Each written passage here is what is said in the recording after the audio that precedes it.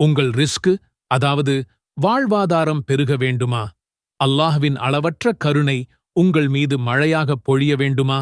உங்களுடைய எல்லா தேவைகளும் பூர்த்தியாகி மனசுல ஒரு விதமான நிம்மதியும் வாழ்க்கையில ஒரு பாதுகாப்பும் கிடைக்கணும்னு ஆசைப்படுறீங்களா? அப்படியானால் காலையில் நீங்கள் கேட்க வேண்டிய இந்த ஒரு வார்த்தையை தவறவிடாதீர்கள். இது வேறு எதுவும் இல்லை, எல்லாம் வல்லல்லாஹ் திருக்குரானில் நமக்கே கற்றுக் கொடுத்த ஒரு பொக்கிஷம். நம்முடைய ஒவ்வொரு நாளையும் அல்லாஹ்வின் உதவியோடும் அவனுடைய கருணையோடும் தொடங்குவதற்கு இதை விடச் சிறந்த ஒரு வழி இருக்க முடியுமா? வாங்க, அந்த சக்தி வாய்ந்த துஆவை பற்றி இன்னும் ஆழமாக பார்க்கலாம்.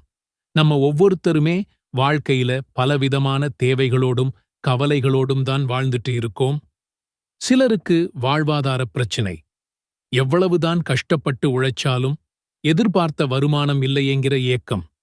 இன்னும் சிலருக்கு மன நிம்மதி இருக்காது. பணம், வசதி எல்லாம் இருக்கும், ஆனா மனசுக்குள்ள ஒரு வெறுமை, ஒரு பாரம் இருந்துகிட்டே இருக்கும். சிலருக்கு பிள்ளைகளோட எதிர்காலத்தை பத்தின கவலை, நோய் நொடி வந்துருமோங்கிற பயம்னு இப்படி ஒவ்வொருத்தரோட தேவைகளும் கவலைகளும் விதவிதமாயிருக்கு. நாம எல்லாரும் பலவீனமான மனிதர்கள். நம்முடைய தேவைகளுக்காகவும் பிரச்சினைகளோட தீர்வுக்காகவும் நாம யார்கிட்ட போய் கேட்போம்? யார்கிட்ட கையேந்துவோம்? நிச்சயம் நம்மை படைத்த அந்த ஒரே இறைவனான அல்லாஹ் கிட்ட மட்டும்தான். அவன்தான் அளவற்ற அருளாளன், ஆர் ரஹ்மான். அவன்தான் வாழ்வாதாரத்தை வாரி வழங்குபவன், ஆர் ரஸ்ஸாக். வாழ்வாதாரப் பிரச்சினையா? அல்லாஹ்வின் ரஹ்மத் இருந்தா நாம நினைச்சுப் பார்க்காத வழிகள்ல இருந்தெல்லாம் அவன் வாழ்வாதாரத்தை கொடுப்பான். மன நிம்மதி இல்லையா? அவனுடைய ரஹ்மத் ஒருத்தரோட இதயத்துல இறங்கிட்டா இந்த உலகத்துல எந்தச் செல்வமும் கொடுக்க முடியாத ஒரு அமைதியை அவங்க உணர்வாங்க. அந்த மாதிரி அல்லாஹ்வின் ரஹ்மத்தை நம்ம மேல ஒரு கொடையாகப் பொழிய வைக்கிற ஒரு அற்புதமான துஆவைத்தான் நாம இன்னைக்கு பார்க்கப் போறோம். இந்த துஆ திருக்குரான்ல 3வது அத்தியாயமான சூரா ஆல இம்ரான் 8வது வசனமா வருது. இது வெறும் வார்த்தைகள் இல்லை, ஈமானில் உறுதியாக இருக்கிற நல்லடியார்கள் அல்லாஹ்விடம் கேட்ட பிரார்த்தனை. ரப்பனா லா துஸிக் குலூபனா பஅத இத் ஹதைதனா வஹப் லனா மின் லதுன்க ரஹ்மதன் இன்னக அன்தல் வஹ்ஹாப். எங்கள் இறைவனே, நீ எங்களுக்கு நேர் வழியைக் காட்டியபின் எங்கள் இதயங்களை அதிலிருந்து தவறுமாறு செய்துவிடாதே. இன்னும் நீ உன் புறத்திலிருந்து எங்களுக்கு ரஹ்மத் என்னும் நல்லருளை அளிப்பாயாக. நிச்சயமாக நீயே பெருங்கொடையாளியாவாய். இந்த துஆ திருக்குரான்ல இருக்கிறதால இத நாம எந்த நேரத்துல வேணும்னாலும் ஓதலாம். ஆனாலும் காலை நேரத்துல, குறிப்பா ஃபஜ்ர் தொழுகைக்குப் பிறகு ஓதுறது ரொம்பவே சிறப்பு. ஏன்னா காலை பொழுதுதான் ஒரு நாளோட தொடக்கம். அன்னைக்கு நாம செய்யப்போற எல்லா காரியங்களும் பறக்கத்தா அமையணும். அந்த நாள் முழுக்க ஷைத்தானோட தீங்கை விட்டு நாம பாதுகாக்கப்படணும். அல்லாஹ்வின் உதவி நமக்கு கிடைக்கணும்னு காலையில கேட்கிற துஆக்கள் ரொம்ப முக்கியமானவை. எவ்வளவு சம்பாதித்தாலும் கையில் பணம் தங்குவதில்லை. கடையில் வியாபாரம் மந்தமாக இருக்கிறது, வீட்டில் நிம்மதியில்லை என்று கவலைப்படுபவரா நீங்கள்? அதற்கு முக்கிய காரணம் நம்மிடம் பணத்தின் அளவு குறைவாக இருப்பது அல்ல, அதில் பரக்கத், அதாவது இறைவனின் அபிவிருத்தி இல்லாமல் இருப்பதுதான். இன்றைக்கு நம் வீட்டிலும் வியாபாரம் செய்யும் கடையிலும் அல்லாஹ்வின் பரக்கத்தும் ரஹ்மத்தும் நிறைந்து வழிய சக்தி வாய்ந்த துஆக்களைப் பற்றி பார்க்கப் போகிறோம். நபி ஸல்லல்லாஹு அலைஹி வஸல்லம் அவர்கள் கூறினார்கள், இந்த துஆவை ஓதிவிட்டு வீட்டை விட்டு வெளியேறும்போது, நீ பாதுகாப்பளிக்கப்பட்டுவிட்டாய், உனக்கு போதுமாக்கப்பட்டுவிட்டது என்று வானவர்களால் சொல்லப்படுகிறது. சைத்தானும் நம்மை விட்டு விலகிவிடுகிறான். முதலாவதாக, தினமும் வீட்டை விட்டு இறங்கும்போதோ அல்லது கடையை திறக்கும்போதோ இந்த துஆவை ஓதுங்கள். பிஸ்மில்லாஹ் தவக்கல்து அலல்லாஹ் வலா ஹவுல வலா குவத இல்லா பில்லாஹ். பிஸ்மில்லாஹ் தவக்கல்து அலல்லாஹ் வலா ஹவுல வலா குவத இல்லா பில்லாஹ். அல்லாஹ்வின் பெயரால் வெளியேறுகிறேன். அல்லாஹ்வின் மீதே முழு நம்பிக்கை வைக்கிறேன்.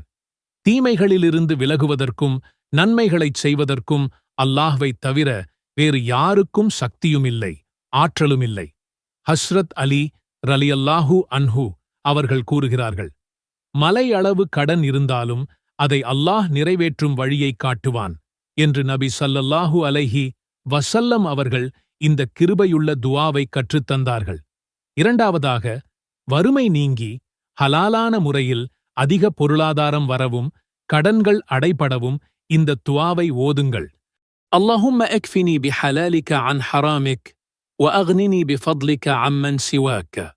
اللهم اكفني بحلالك عن حرامك واغنني بفضلك عمن سواك. யா அல்லாஹ், நீ தடுத்த காரியங்களை விட்டு நீ ஆகுமாக்கிய காரியங்களைக் கொண்டே போதுமாக்கிக் கொள்கிற தன்மையை எனக்கு தருவாயாக. உனது அருளைக் கொண்டு உன்னல்லாதவர்களை விட்டும் என்னை தேவையற்று இருக்கச் செய்வாயாக.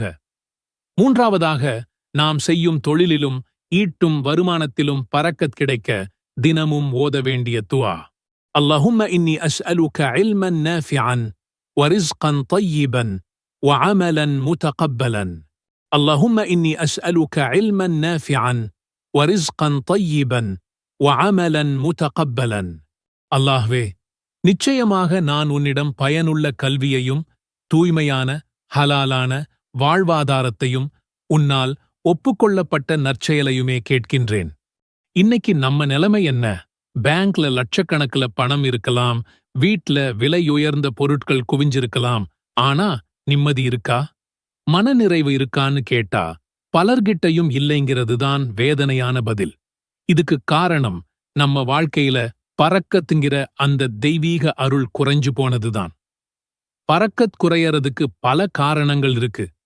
நாம செய்யற பாவங்கள், பொய் சொல்றது, வியாபாரத்துல செய்யற ஏமாத்து வேலை, எந்த வேலையைச் செஞ்சாலும் அல்லாஹ் மேல முழுசா நம்பிக்கை வைக்காம இருக்கிறது, தொழுகையை விடுறது, குர்ஆனை ஓதாம ஒதுக்கி வைக்கிறது, வீடுகள்ல நடக்கிற தேவையில்லாத சண்டை சச்சரவுகள். இது எல்லாத்தையும் விட முக்கியமா நம்ம இதயம் அல்லாஹ்வோட பாதையை விட்டு விலகிப் போறதுதான். யோசிச்சு பாருங்க, ஒரு மரத்தோட வேர் பலவீனமாயிட்டா அந்த மரம் எவ்வளவு பெருசா இருந்தாலும் அதோட இலை, கிளை, கனி எல்லாமே வீணா போயிடும். அது மாதிரிதான் நம்ம வாழ்க்கையோட வேர் நம்ம இதயம்தான். அந்த இதயம் எப்போ அல்லாஹ்வோட நினைவை விட்டும் அவனோட மார்க்கத்தை விட்டும் விலகிப் போகுதோ அப்போ நம்ம வாழ்க்கையோட மத்த எல்லா விஷயத்திலையும் பறக்கத்தானா குறைஞ்சிடும். கஷ்டங்கள் ஒன்னு பின்னாடி ஒன்னா வர ஆரம்பிக்கும். அப்போ இதுக்கு என்னதான் தீர்வு? போன பறக்கத்தை எப்படி திரும்பக் கொண்டு வர்றது? கஷ்டங்கள்ல இருந்து எப்படி வெளியேற? இதுக்கான தீர்வை நாம எங்கேயும் தேடி அலையத் தேவையில்லை. கருணையின் வடிவமான நம்ம கண்மணி நாயகம் ஸல்லல்லாஹு அலைஹி வஸல்லம் அவர்கள் நமக்காக ரொம்ப எளிமையான ஆனா சக்தி வாய்ந்த ஒரு வழியை காட்டிட்டு போயிருக்கிறாங்க. சலமா அவங்க சொல்றாங்க, நபி ஸல்லல்லாஹு அலைஹி வஸல்லம் அவர்கள் அதிகமாக ஓதக்கூடிய துஆவாக இந்த துஆவாக இருந்தது. இதைக் கேட்ட சஹாபாக்கள், அல்லாஹ்வின் தூதரே, நாங்க உங்க மேலையும் நீங்க கொண்டு வந்த மார்க்கத்து மேலையும் ஈமான் கொண்டிருக்கோம். அப்படியிருந்தும் எங்களுக்காக நீங்க பயப்படுறீங்களா என்று கேட்டாங்க. அதுக்கு நபி ஸல்லல்லாஹு அலைஹி வஸல்லம் அவர்கள், ஆம், நிச்சயமா இதயங்கள் அல்லாஹ்வின் 2 விரல்களுக்கு இடையில் இருக்கு. அவன் நாடியபடி அதை புரட்டுகிறான் என்று சொன்னார்கள். சிந்திச்சுப் பாருங்க சகோதர சகோதரிகளே, பாவமே அறியாத அல்லாஹ்வின் தூதரே தன் இதயம் மாறிடுமோன்னு பயந்து இந்த துஆவை அதிகமா ஓதியிருக்கிறாங்கன்னா, பாவங்கள் செய்கிற நாமெல்லாம் இந்த துஆவை எவ்வளவு அதிகமா எவ்வளவு உருக்கமா ஓதணும்? அல்லாஹ்வின் இறை தூதர் அவர்கள் அதிகமாக ஓதிய துஆ, யா முகல்லிபல் குலூபி சப்பித் கல்பி அலா தீனிக. துஆவின் பொருள், உள்ளங்களை புரட்டுபவனே, உன்னுடைய தீனின் மீது என் உள்ளத்தை உறுதிப்படுத்துவாயாக. கடைசியா நாம புரிஞ்சுக்க வேண்டியது என்னன்னா, நம்ம வாழ்க்கையோட வெற்றி தோல்வி, நிம்மதி குழப்பம், பரக்கத்தில்லாமை, இது எல்லாமே நம்ம இதயத்தோட நிலையை பொறுத்துதான் இருக்கு. அந்த இதயத்தை சரி பண்ற சாவிதான் இந்த மகத்தான துஆ.